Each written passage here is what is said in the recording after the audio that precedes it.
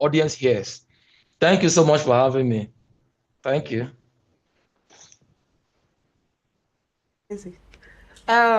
We really appreciate your time with us.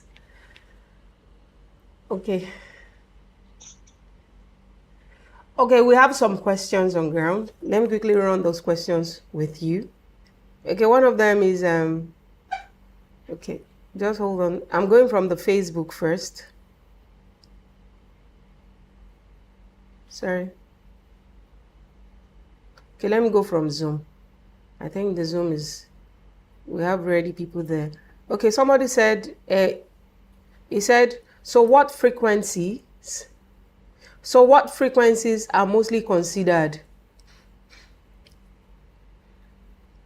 Can you hear me, sir? Can we have a shared screen? Yes.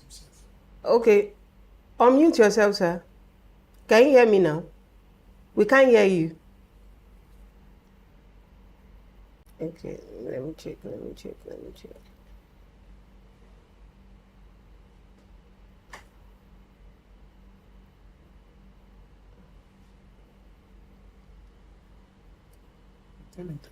You can talk now, sir. Ask the question. Okay, the question is, let me go to the questions. It says, so what frequencies are mostly considered as harsh that needs to be eliminated during system tuning? What frequencies are mostly considered as harsh that need to be eliminated during system tuning? Okay, so that's a serious mixing question. Okay, so doing system tuning, it is very, very dicey. Do you understand? Because when you talk of harsh frequencies, you have to take out during system tuning. Do you get? When you are mixing, some elements will still need those frequencies. Because if I start telling you now 2K, do you understand? We all know that 2K, 2K5, 3K to 5K, that region, that high mid region can be very, very harsh because the ears tend to receive, or yes, the ears are receptive to those region of frequencies very, very fast. And it can be harsh or piercing to the ear easily. But most times our vocals live in those regions. Most times we need those frequencies to have the crack on our drums. Do you understand? Even some kind of level on the brightness. Vocal clarity is not clarity on vocals is not air, it's not 10K, it's not 12K. Do you understand? We can call that air or sibilance. So they still live around those regions. So you have to be, it is, and for example, what most of us do is that we just go to those frequencies we're tuning and say, okay, 2K is harsh, 5K is harsh, and we just notch down. And when the event starts, people keep coming to you and be like, the music is louder than the vocals. So what is happening? The frequency region would have really shut out the vocals. You've cut them off because they are harsh. So being efficient at what you do is the ability to have the harsh frequencies do what they have to do, but they are not harsh. That's when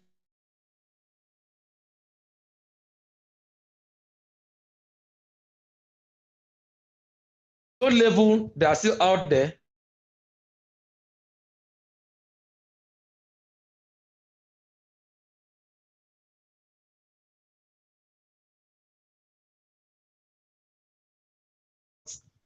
Piercing or it's not harsh to the hearing.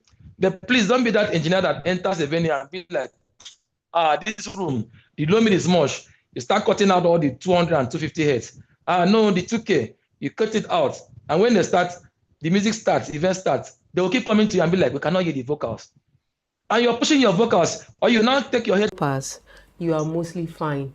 I'm just trying to recap, and it pass, you are mostly fine. I'm just trying to recap, and it is not available. Please, how do I set the angles right?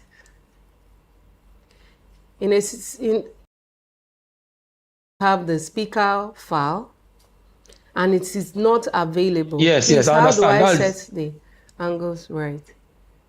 Okay, sir. Please send in your questions. Oh, yes. Okay, continue, sir. Yeah, that's when I was starting. I think it was the early level I just started. I said something about. I said this. I think this person joined Yes. after I had said it, because some people Yes. said that, okay, I've not found GLL file for my speaker for my line array. Yes. That's why I said open this thing, the East Focus or your simulation software. Use any system you see there. Do you understand? Input your venue where you are. There's always a pictorial representation of the angle and what the speaker will look like. Do you get?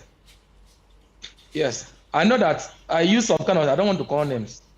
There were times that those systems did not have GLL files. So what I did was that I opened the ones that I have. I said, okay, my city position is from 15 meters to 80 meters.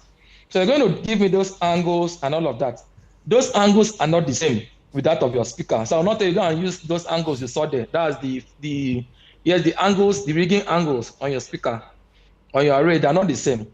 You may see 1.5 there, you may not see 1.5 on your own system. But what I want to tell you is that look at the angle at which they are flying frame face down. Do you It get? sounds on Look at Facebook. the angle at which they are raised there. Do you understand how they are? And just do a copy and paste. So you may have to keep on, do you understand, changing angles and all of that until you have the angle. Just take it. Was it a 35 slope? As engineers, we should know. I kept this thing very, very basic. I didn't want to start doing too much physics and engineering so that people will not be like, this man is taking this thing away from us. You get? So I know why I kept it simple, because I was trying to avoid some kind of reactions. So with that picture, you can also do a copy and paste to your own system. So with that, you have something very, very close to that. Okay. Okay. Any Yeah. other questions or areas you want him to touch? Because we want to call it a day. He has virtually touched almost everywhere. If you just follow the guidelines and go back to YouTube to listen to him, you will see what he has said. When he started, he said, avoid the walls, avoid the roof. Point to the people. Then he spoke about the e-focus that is free. Everyone, e-focus is free. It's not like you have to buy it for your simulation, if you need a simulation software. So is there any other guide he has not said? He said, watch out for your low pass and your high pass. He spoke about when he was at an event. I'm just giving a little recap for you to know that I'm also learning. You get it? So he spoke about the high pass and the low pass, a quick fix. As long as your system, okay, somebody is asking again, how do you align the top and the sub together without having phase? As in phase cancellation. Do people understand what phase actually is? Before I knew what phase was, I had to, someone said, oh yeah, senior colleague, David said, oh yeah, carry your ear. On the waveform. Do you get? So that is a quick example of that is you have two subs. And quick example of that is you have two subs enclosure. So you invert one of the polarity cancel. I use a system that I know the system. In fact, this particular system from this particular vendor, I know how it sounds. I know the low end that system gives. I know the low mid. I know how it sounds, how robust the system is. And I went to an event. I heard the system. The only luck they had was that somehow I got to that venue before the event started. You understand? I went to this other side, was fine. I went to the other side. The left was fine. The right was so faint. And I called the engineer, and thank God he could listen. I called him because you don't talk to everybody. No, everybody you cannot help everybody. I called the engineer and told him that, look, and thank God he knows me. I told him, look, you're having issues with this system. You have to drop this PA back. There's something wrong with this PA. He said, how? I said, listen to the left. Okay, I said, play out something. Mute one side.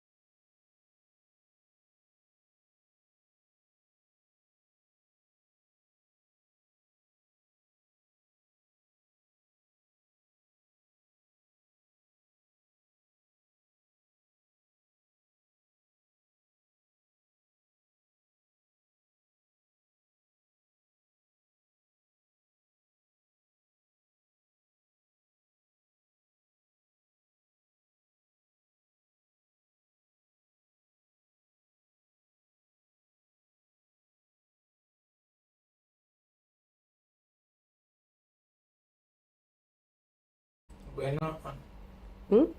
Can you hear me now?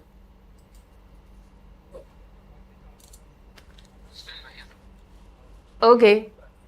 What do you do in a situation whereby someone from the audience says it is not loud enough, but your meters are already hot? Can you hear me? Yeah. I'm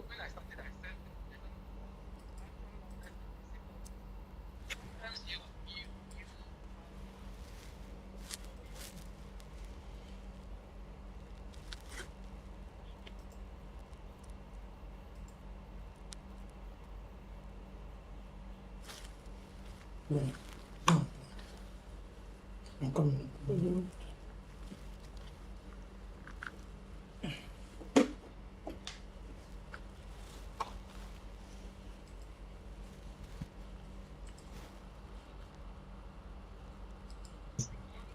So when you're mixing, very, very importantly, you have to always sit back and be like, for example, if it's a monitor, if it's a stage mix, for example, the vocals can be like, I cannot hear myself.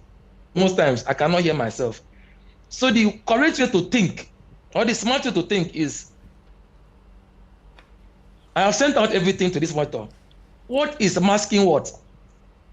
What is covering what? Or what is preventing some other element not to be heard? Okay, so that's one question. The second question is it frequency-based masking or it is level-based? Sometimes you don't need to bring down the level of this guy, do you understand, for the other one to be heard. You may have to just take out something because there's what we call fundamental frequency for every instrument.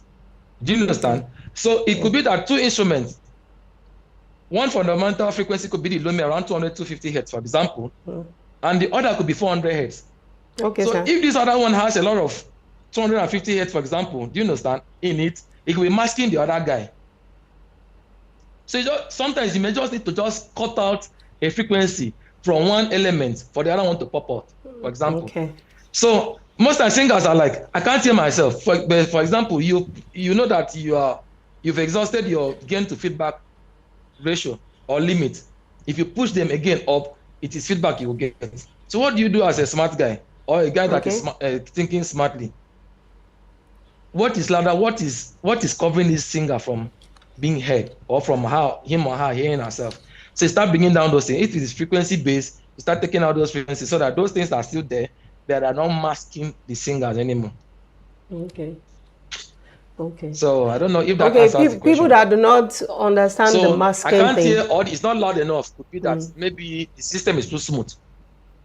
Can just introduce 2K or 3K a little bit or 900 hertz a little bit into the system or just a little bit, and the person will be fine. So live sound is very, very tricky. So you just need to know how to go about all this frequency balancing, masking, do you understand? And because you're in different spaces, one engineer said something, a right guy said that they used to tour in different venues, some halls very good, some halls very, very bad, but he is able to replicate the same mix in every venue. If you go and check his EQs, you see the drastic change. Do you understand? You'll be like, how, if you carry the two-piece set and keep, you'll be like, and maybe you're in the two venues, you heard that the sound was similar. How was he able to achieve this and achieve this sound, these two consistent sound, or the same, or a consistent sound in both venues with so much disparity in the equalization? That's why it boils down back to, it's not about what you're seeing with your ears. Mix for the moment, mix for the room, mix for the space, and not any form of almighty formula or any form of mix for the moment on YouTube. That if you want to mix your snare, you have to boost 250 hertz by 6K, or sorry, by 6 decibel. You have to cut your 400. You have to boost your 10. It doesn't work like that.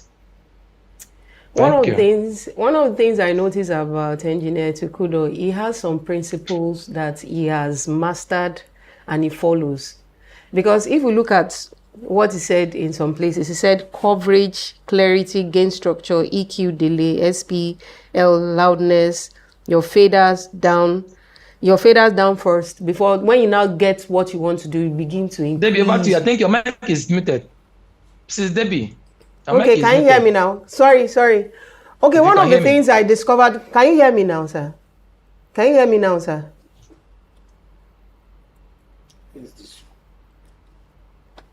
Yeah, sorry, you. We're also having some.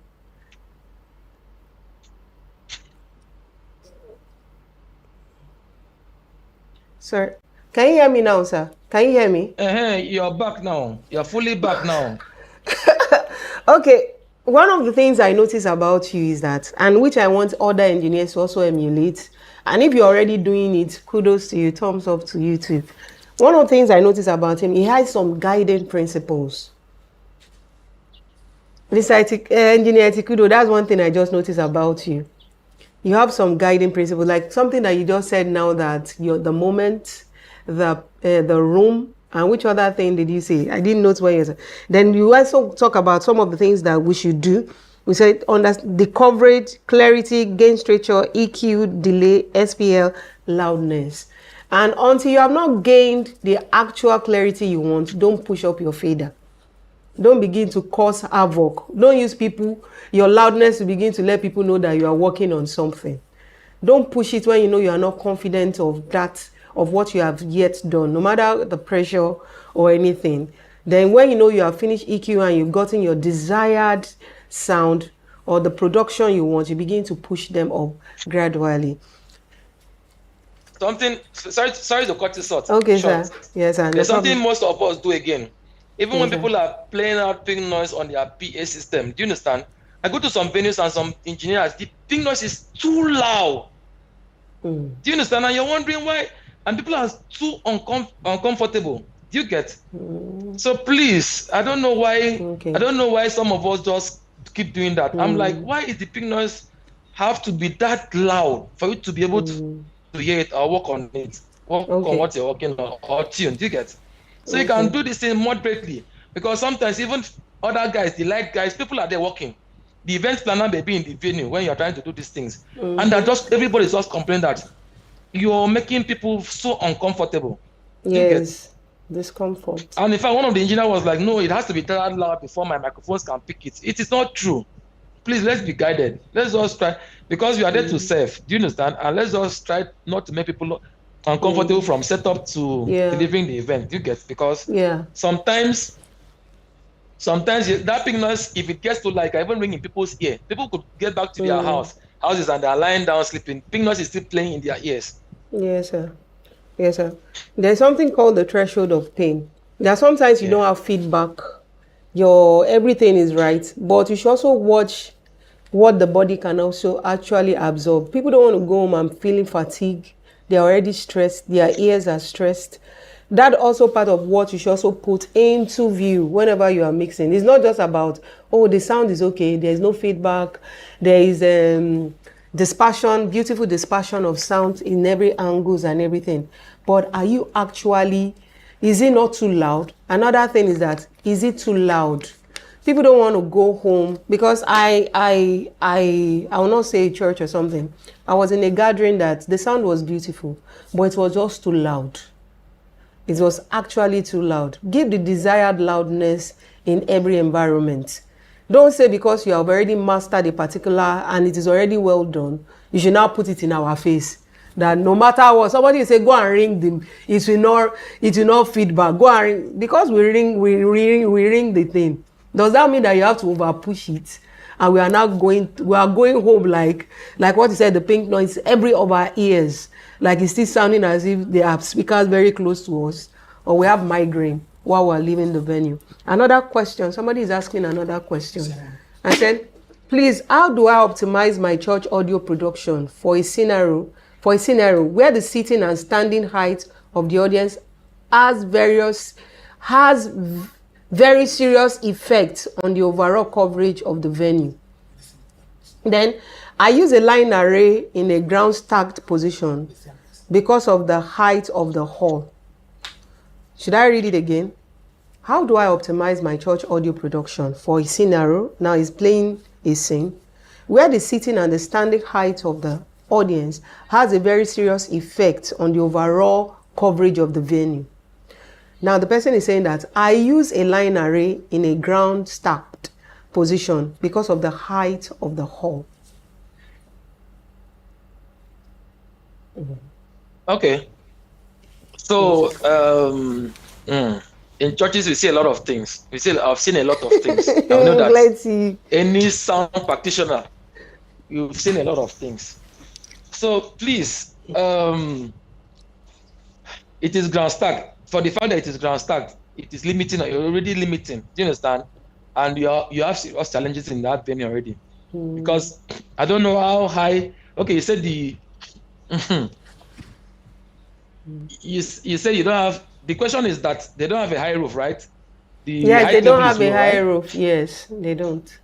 It is ground stacked. So if it is ground stacked for like from, and the height is like maybe on top of the subs, maybe 2 dual cone subs and 4 array ground stack, 2 dual cone subs, that's like 2 meters thereabout, and you have 4 arrays on top of it, for example. So those arrays are on people's faces, especially if they are standing. Those arrays are already on people's faces. So as I said, that there's no almighty formula to this thing. So what you need to do is that when you're playing at maximum capacity, try going to that front row where people are seated from. You get, listen to how it sounds, the SPL. If it is too loud and unbearable, please beg the church people that you need delay stacks. And if you don't have a delay, sometimes you may even need 2 delay stacks. Delay does not have to be a 12 inches speaker that is good enough, or 15 inches that you can just keep on stand. Do you get? So if you need to get 4 of it so that you have first delay and second delay, so that you now introduce a delay into it so that the speakers, the array that is in front now, you don't want to just push it all the way so that someone that is behind can hear it and hear it well. You will make people, there are some people in that church that can never sit. I've heard people say that, in that place I can never sit in front. I must be in the middle. If not, I don't want to be deaf. I don't want to get deaf. That's a very bad thing to do. And the challenging thing is that most of our pastors don't even listen to their engineers. Do you get? So something can be, sometimes I relate to some church engineers and they share their own experience and their scenarios, how their workplaces, and I pity them. So ideally in such place, fine, the array is there. It's already a challenge that it is ground stacked. We're supposed to have delay stacks. Do you understand? So that the front speakers will now play at a bearable and comfortable and convenient level to the people in the front rows, first 3, 4 front rows. Then you have maybe after like 5 rows or 6 rows, in fact 5 rows, you have a delay stack that is there. Do you understand? Then maybe have another one so that you now have. That's why most times distributed system is ideal for worship centers that does not have the roof that can fly array and you do your zoning. Because if you can fly array, you can do your zoning. The speakers that are pointing to the people first 2, 3 rows can play in a certain level. Do you understand? And the ones that play towards the center, do you understand? It will be like 3 to 4 dB higher than that. And the ones playing to the back can be in a louder level. With that, from front to back, you have even coverage. Do you understand? That's what we call zoning. So if you're not in a place that you can achieve that, then a distributed system is just best for you. You just need to convince your pastor or your elder. Maybe you have to be taking some of them to that front row when music is playing loud. And you see them cover their ear and they want to run away. And you're like, sir, see what you've been doing to people. Do you understand? So people can't even sit here because of this. Or they don't like coming to sit here. Some people even almost want to have issues with the ushers because they don't want to sit in those spots. So if the elders can understand this and put it to the pastor and able to get delay stacks, please do. And if they don't listen to you, you're not able to get them, buy those speakers and you have those delay stacks, then you may just want to bring it low. Please don't deafen people. Don't be the reason why people go deaf. Bring down the levels, and if they want to complain that it is low, you say yes, we need to introduce delay stacks into our sound setup because we've been deafening people all the while. So just try to, try to make them understand the need to listen to you and do the things you want to do because you're a professional. Okay, the last question, because we have to call it a day. Every other question should be sent to our WhatsApp group. Okay, the last question. How loud should the stage be from the FOH when sound checking before feedback? How loud should the stage be from the FOH when sound checking before feedback? That question, how loud should the Stage stage B, be? because it's twisted somehow. How loud should the stage be from the FOH? Okay. When sound check, So that means you want to sound check against there are feedback. scenarios that I've gone.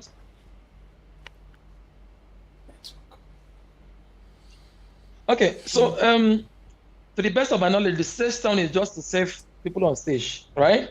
Yeah. So it's for them to be able to hear themselves and hear their band, hear themselves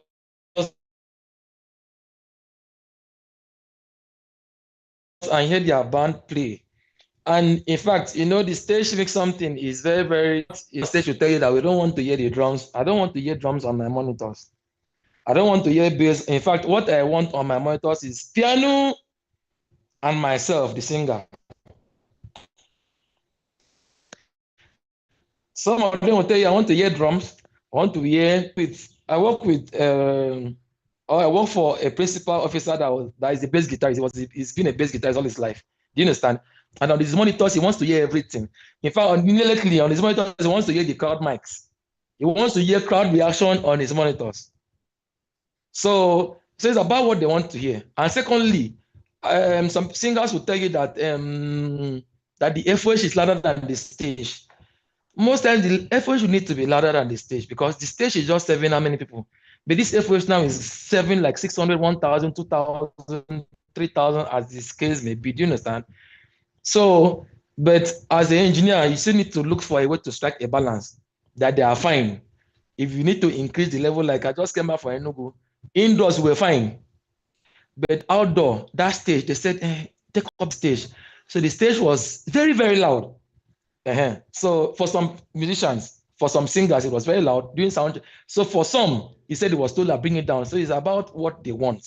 Do you understand? The stage engineer, when once you're working as a stage engineer, you don't have, in fact, it's not about you. Your own now is just to mix that the drum sound decent, the element sound decent, level and the things they need and how they need it is their choice to make. Your duty is just to give it to them.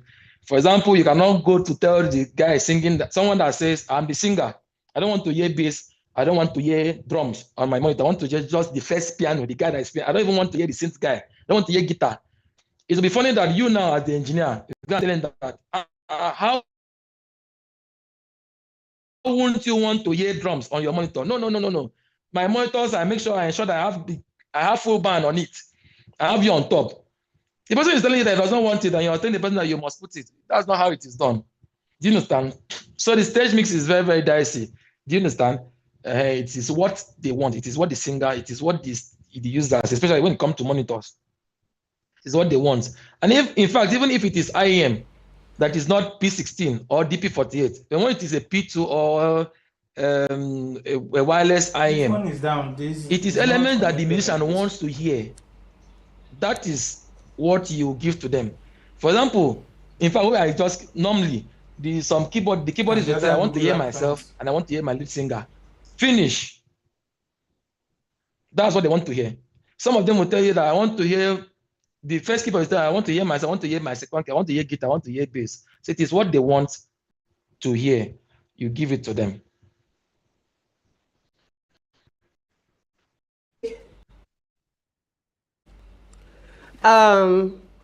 We have come to, I don't think we can answer more questions now.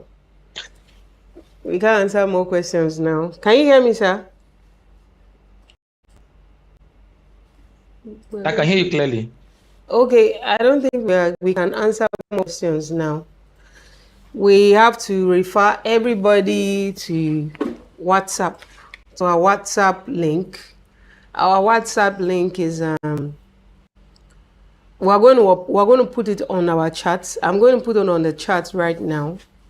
Is 091 3224 7066. Okay, that is it there. It's on the screen now. Plus 23066. For more questions, if you want to ask out, we are like 32 minutes behind, as in above our time. We're supposed to round up around maybe 2:10, but now it's getting interesting and interesting. We have like almost 200 and something viewers on Facebook that are viewed, and on YouTube. I couldn't get my LinkedIn. I know some people were also viewing on LinkedIn, and we also have our viewers also on Zoom. We can't appreciate, that's my language, you can't appreciate, because silver and gold have I know.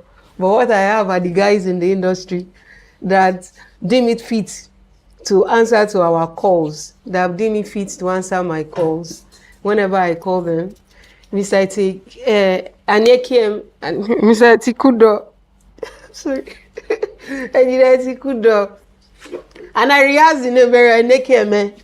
ANIEKEME, yes. Exactly. Debbie. That is it. Yeah. What's up now? It's not too hard now. So thank you for honoring us. I know how very hard to get you, how very tight for you to schedule a meeting with us today. And it is so impactful. Many love signs for you on Facebook. People really appreciated your presence. I know we cannot get all of you, because you're already an institute. Because what you just brought down for us is beyond what you know. You're just trying to put everything together so that we can also be formed. So whenever you meet us, you can also say like, I have passed some knowledge to you. Nobody can say that you did not pass knowledge to them, that you are just on your own. No, your impact is massive today. And we felt, even me, myself, I cannot begin to say, I have my books filled up. So I don't know other people too. Some will still go back to YouTube. Thank you so much, Mr. ANIEKEME. Hey, I got it. Etikudo. Thank you so much for your time. We don't know where you are now. I know you are not. You are at Enugu now? Abi, you are at Uyo? No. I'm back. I'm in my house. I'm back to Abuja. I was in Enugu, so I got back from Enugu yesterday. Yeah. So yes, I remember you said something like that. But you might have changed movements again. And again, do you know that is some people did not read your profile well, and I did not have the time to read it. He's the engineer for Dunsi Oyekon. If you guys really want to know, he's the quiet one behind the mixer. You're just feeling the sound, and he tours with them too. I think it's not only engineer. It's not only Dunsi Oyekon you work with. You work with which other churches or which other artists have you worked with? Let's use that to round up for today. Which other churches and places? I want a lot of people, but okay, which other events should we look up to? Which other events should we look forward to that you are going to handle so that we can follow you? What are the upcoming events that we should follow up? I do lots of events, from secular events to church events, but for now, let's just leave it at that. Thank you. I'm just remembering where you said you did one secular events. I'm in a group that you had. I said the secular, like, these people don't they sleep. Like the way the music were like, this man, the real Christian man. He doesn't know how these people's lifestyle are different from what. Maybe that was one of your resets. I was like, yes. I just kept going. I said, this man doesn't even know what these circular things are really. It's beyond what you think. The music should be very loud. You can't sleep. And you just have to enjoy it the way they are enjoying the entire event. So we'll look forward to your next event. And we know you're always performing magic with your fingers and with your ears. And okay, like now, let me ask one question. Your reference, what do you use as your reference devices? As in, I don't want you to call names. As in, for you, because some people don't have this reference. I know I don't need to begin to define references to people. So just diving into, just tiny, just tiny, maybe 2 sentences. To me, that is very important. So for me, I don't really. I'm not the music. I'm not the guy that plays music into the PA or a particular music and I tune with the music. I used to do it at some point in my life. Okay. Um, I did a little bit of smart before now. Do you understand? And we use RTM microphone to tune to flat and all of that. But most times after we tune to flat, I'm mixing plenty people. I don't want to call names. Okay, I don't call names. I've had strong system techs in this country tune PA for me, but reach that venue. Do you understand? I'll still do my thing. I'll still change the tuning entirely because the way I mix, I think the most important thing in the PA is the vocals, the microphone. So, for example, if the way I mix, I may just pick a microphone and start talking to the microphone. That's me tuning the system. Do you understand? Yes, sir. Especially if it is monitors, even my main P, I'll just talk to a microphone. I always have a SM58 mic in my bag. My backpack I'm coming with. I just plug it to my console and start talking to it. That's me tuning the PA. When I'm done with that, I just play pick noise to it. I just listen and do a few things I did not pick with the microphone, and I'm good. So with that, is about. I think it's about knowing how I mix, knowing how you mix, and knowing and with pink noise, I can know how my mix, or I can tell if this PA can translate. Do you understand how the kind of mix I like to put into it? Okay. So I think it's just about years of practice. Do you understand that I got there? Yeah, that's what I would say. Yes. Okay, there are some people that don't know how to use their headsets to use it for their mixes, and some use just like their reference speakers. Which one goes for you better when you're about doing a mix or you are trying to work with a particular? Okay, so there's this thing I do personally. Yeah. So if I'm mixing broadcast from FOH position, in which I do a lot of times, or most of the times, then my approach to the mix will be different. I'll tend to pay more attention to my headset. Do you get? Because that will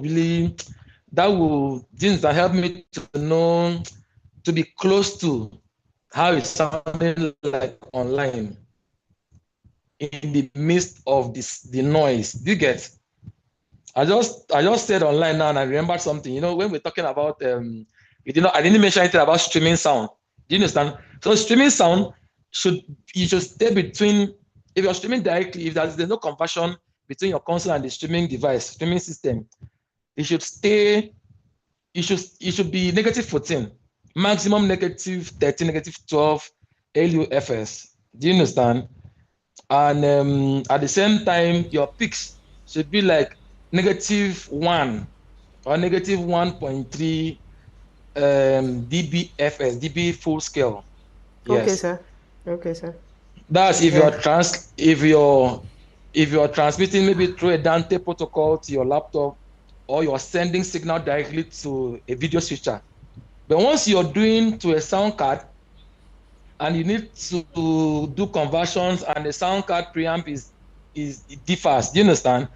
Then in that case, that doesn't really work most times. Sometimes you need to get to hit -10 LUFS, -9 LUFS for the levels to be okay. So I think you should just go to the streaming software and observe. Ensure that it's not hitting red. I just stays around the amber and all of that. So yes, I just said online now, and my mind went there. I didn't touch that at all for the guys that do streaming or do the online mix. So, but if I'm mixing I'm not mixing. In fact, most times I don't like the situation that I'm mixing FOH, I'm streaming from the board. I don't like that situation because I feel I'm not very expressive with my FOH. Or do you get? Because I'm kind of my divided attention. If I'm mixing just FOH, then I'll just keep my headphone. I can use my headphone to look for a buzzing noise, or maybe, do you understand, to just observe things on the board. I just mix with the speakers so that I hear. I see lots of engineers. You are mixing FOH only, and you have your IEM in your ear 80% of the time, and people here, their ears are bleeding, or they are not really enjoying the mix, and I think it's selfishness. You're just there with your headphone and you're just enjoying the mix, and you're just enjoying yourself as if you just came to enjoy yourself. Do you understand? So most times, if I'm not broadcasting from my FOH console, I don't really mix with headphones. I just mix with my ears and the PA. Yeah, and with that, I can promise you that it will be a better FOH experience Okay. for the attendees. Yeah. Okay. You mix with your ears and the PA. That means you are in the house to do that.